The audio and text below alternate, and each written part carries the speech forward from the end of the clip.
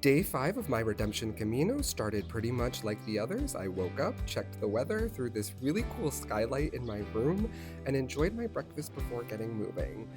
As I left town, I filled my water bottle and started following a peaceful riverside trail. Honestly, the route out of Lalin felt heavenly.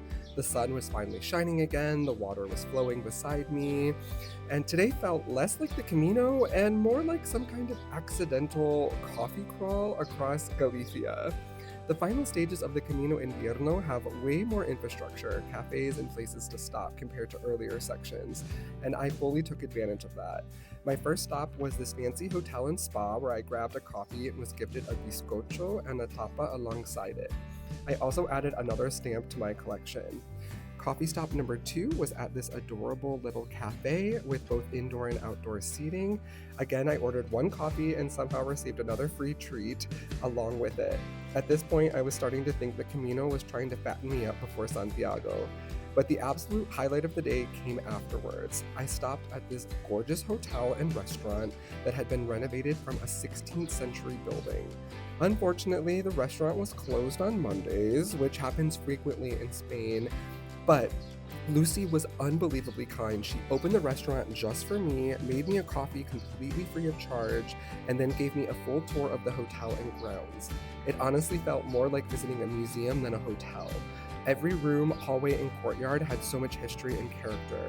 And because the place looked so bougie, I just had to look up how much it cost per night. Take a guess. It was only 111 euros. I seriously considered abandoning Camino on the spot just to stay there for a few days, but maybe another time. Since today's stages were much shorter, I really slowed down and enjoyed the sunshine instead of rushing. And that's definitely a lesson I want to carry with me for the rest of the Camino. Later on, I reached a milk factory along the route where pilgrims can stop for a stamp, so obviously I had to do that.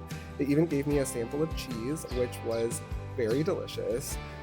Again, this day really felt more like some kind of weird food and coffee tour than an actual pilgrimage. The final stretch into Silleda featured two really impressive bridges, including one that apparently dates back to Roman times. And eventually I arrived in town where I found some really cool 3D street art.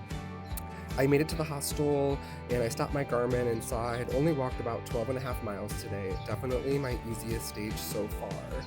I ended the evening having dinner with the two Americans that I had met earlier on the Camino, Alexia and Erica, before heading back to rest up for day 6.